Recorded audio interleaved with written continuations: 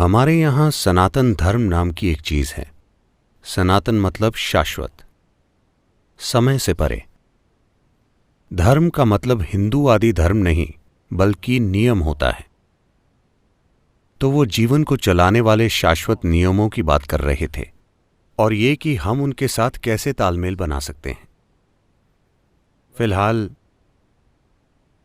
चाहे आप स्कूल गए हों या ना गए हों, आप एक महान वैज्ञानिक हों या ना हों, फिर भी आप इस धरती के सभी भौतिक नियमों का पालन कर रहे हैं, हाँ या ना? वरना आप यहां बैठकर जिंदा नहीं रह सकते। तो इसी तरह से अलग प्रकार के नियम हैं जिनकी प्रकृति भौतिक नहीं है, जो आपके भीतर जीवन की प्रक्रिया को चलाते हैं।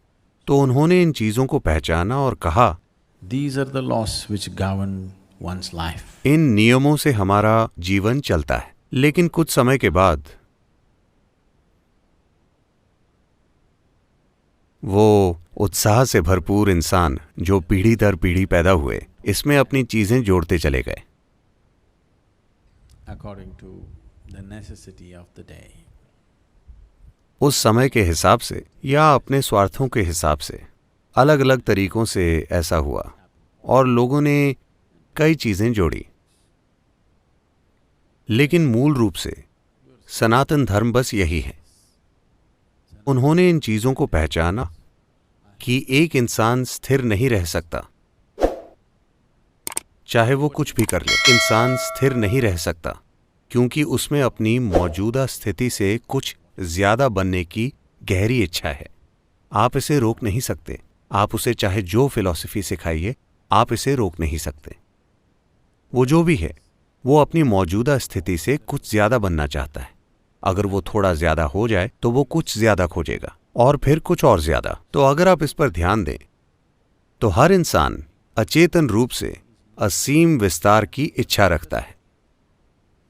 तो हर इंसान अचेतन तरीके से असीम प्रकृति या अनंत संभावना की खोज कर रहा है।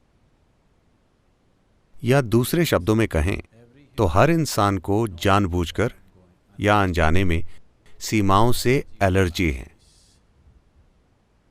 जब आप उसके अस्तित्व को खतरे में डालते हैं तो उसकी आत्म सुरक्षा की सहज भावना उसके लिए आत्मरक्षा की दीवारें खड़ी कर देंगी।